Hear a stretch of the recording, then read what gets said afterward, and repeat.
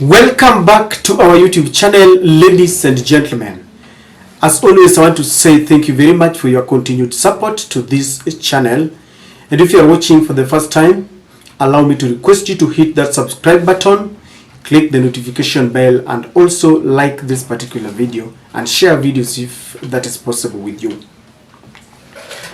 Nominated Member of Parliament Sabina Chege is sitting on a lonely path in some highland, and she regrets her political decisions and moves. You know, one good thing about politics is that we always have the pre-analysis, whatever is happening during the main issues, and then post-analysis of what has happened. And you can always sit and look back and find out whether the political decisions that politicians make bear fruit or turn out to be a fiasco. Sabina Chege was one of the very few politicians who claved to the former President Uhuru Kenyatta when majority of the leaders in Central walked away on him. And she remained intact with him until the time when William Ruto took over and they started hunting for members of Azimio. And very shockingly, Sabina Chege and her counterpart Kanini made a U-turn and betrayed Uhuru Kenyatta.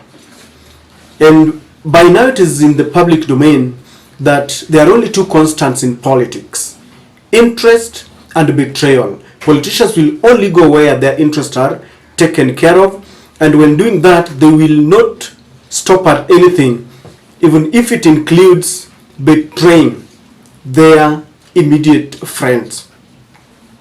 So it has been the talk of the days because they decided to go even further, trying to take over the Jubilee Party, a party that Uhuru Kenyatta, together with the others, really invested in economically and even emotionally. You know, people have been saying that they wanted to wait and see for the end game of whatever they were doing. When they lined up in State House and took some wonderful photos, Sabina Chege between Rigathi Gachagua and William Samoei Ruto.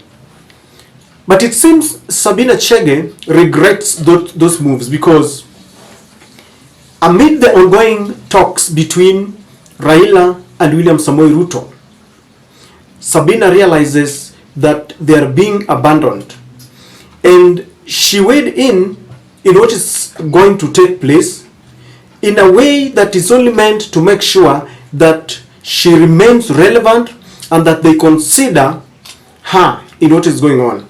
Sabina Chege, speaking in Thika Stadium, proposed three things that she wants to be included in the bipartisan talks.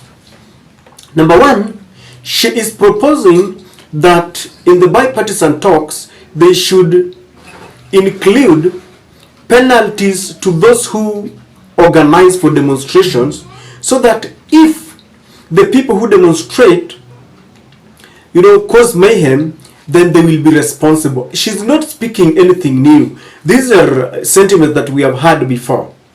And I believe that is not what she meant, because there are other two proposals that she's making, and I believe this is what she wants. One, Sabina Chege is proposing that in the bipartisan talk, they expand the executive, because she reckons that one of the major diseases that is ailing this country is lack of inclusivity.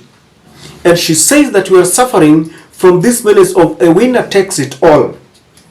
That whenever we go for an election cycle, the person who purports to win will always take everything, regardless of how many votes the second person gets. And then they get away and start just thumping and bragging, leaving the person, even if it was a closely contested election, the second person will be left out, looking at the purported winner bragging all the way. And Sabina Chege is saying that we should now include the office of the opposition leader and the office of a prime minister, the minority leader, and all these things. And she's saying that when we do this, then Kenya will heal. We will not have this fracas after every elections. The timing of Sabina's sentiments is something that is really questionable, very unique, and really leaves a lot of space for speculation. Number two, Sabina Chege is proposing that they should include the 1 man, 1 shilling, 1 vote policy. And remember, this is not the first time we hear about 1 man, 1 shilling, 1 vote. This was an initiative of Uhuru Muigai Kenyatta, her former boss, when they came up with the Building Bridges initiative with Raila Amolo Odinga. They had proposed that they look into a formula that will benefit all the regions equitably. Because back then they noted that there are some constituencies in Mount Kenya that are so big and highly populated that when you give them equal amount of, for example, CDF, with the, some small regions that are lessly populated, then those constituencies in Mount Kenya suffer. It was really a good thing. But because the opponent who was together with Uhuru Kenyatta in proposing this was Raila Amolo Odinga, they opposed it without looking at the nitty-gritties. Just because Raila was in it, they opposed it. Now Sabina Chege is coming back and saying that we should include 1 man, 1 shilling, 1 vote.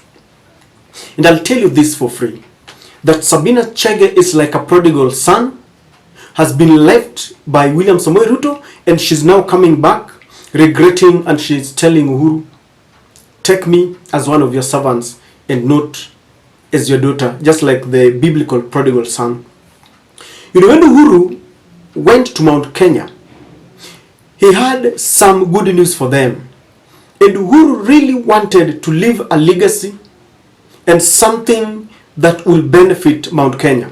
But led by Rigathi Gachagua, they told Mount Kenya that the author and the finisher of their predicaments was Uhuru Kenyatta and Raila Amolo Odinga, period. And they never questioned what was behind those sentiments. Now Sabina realizes that everything that William Ruto opposed about Uhuru Kenyatta is now coming back. He's relaunching projects that were initiated by Uhuru Kenyatta. When they said that they would stop taking more loans because when you are in a hole, you stop digging, that was what they were saying then. It has now been revealed that they have taken so much loan in their first quarter in power, if you compare to that Uhuru Kenyatta took. And then Sabina Chege is slowly realizing that she rejoined a very bad camp, because William Ruto and this administration, they do not have a plan.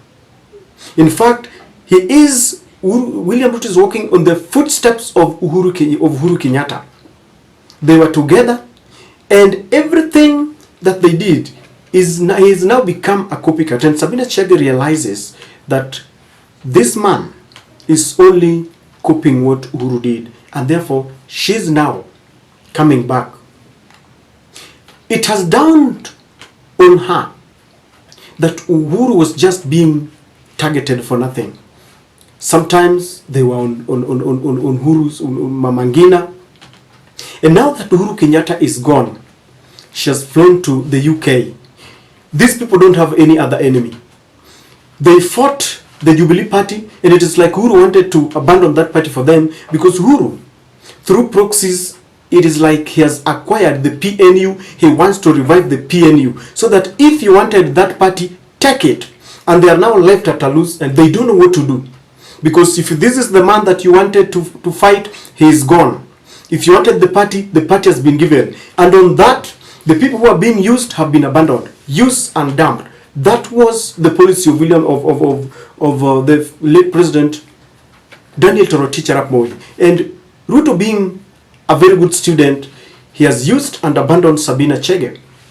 A few days ago, Kanini Kega also threatened to go to court if Jubilee will not be represented in the talks. The question is, why would Jubilee be represented if they believe that they are part and parcel of Kenya Kwanza?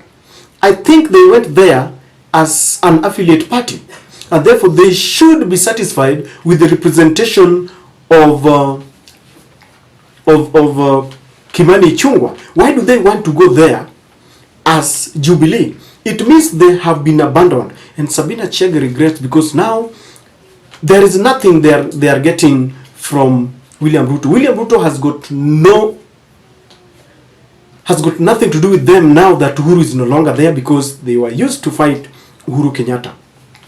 It is dawning on Sabina Chege and Kanini Kega that Mount Kenya will be left out on important issues as they continue to politic. When every region is preparing, because what is coming, if you ask me, is a BBI.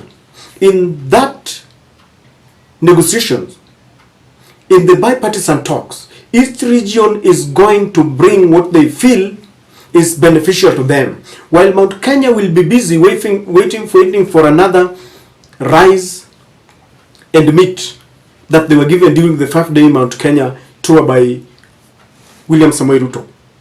And as they continue to chest thump and brag that they're in power, regions will be taking their proposals. And so Sabina Chege realizes that they could miss out on a very important occasion, and so she is going there to seize the moment, because the other people no longer realize that there is something big happening here. Because people like Ndindi Nyoro and Kimani Ichung'wah are satisfied that they're in power. As long as they're in power and Raila Amolo Odinga is in the position, they feel on top of everything, because kile wanataka ni kwamba wameshinda Raila. And Sabina Chege realizes that I need to seize the moment and represent our community. Because if they are left out on the one man, one shilling, one vote, they will be doomed. And the last one, there are two things. Either someone who is in the UDA is sending Sabina Chege, because in as much as they do not want the talks, they want some proposals to be considered. And so people like maybe Rigathi Gachagua would want 1 shilling, 1 man, 1 vote to be included, but they don't want to come out very often because they will be asked, why do you want to propose, some of these important things in the bipartisan talks, yet you don't want it? You cannot, speak from both sides of your lips. On one side, you don't want the bipartisan talks. On the other, you want. So maybe someone has sent Sabina Chege. You go and do this, because with Sabina Chege, it will not raise many eyebrows. For example, if it was maybe Ndindi Nyoro who had come out with this thing, because I've also seen people like Waiguru talking about it, and so they want someone who is will not, elicit a lot of eyebrows when it is proposed, and they are seizing that moment through Sabina Chege. And maybe someone from Mount Kenya realizes that if they don't talk about 1 man, 1 shilling, 1 vote and take it to the bipartisan talks, then people like Martha Karua will speak about it and they will take political mileage. And so what do? Wanataka kukimbilia, ndio isemekana wao ndio wali initiate, because there is a lot of push and pull. As we speak today, we have political wrangles. People are still fighting to know the political kingpin in Mount Kenya.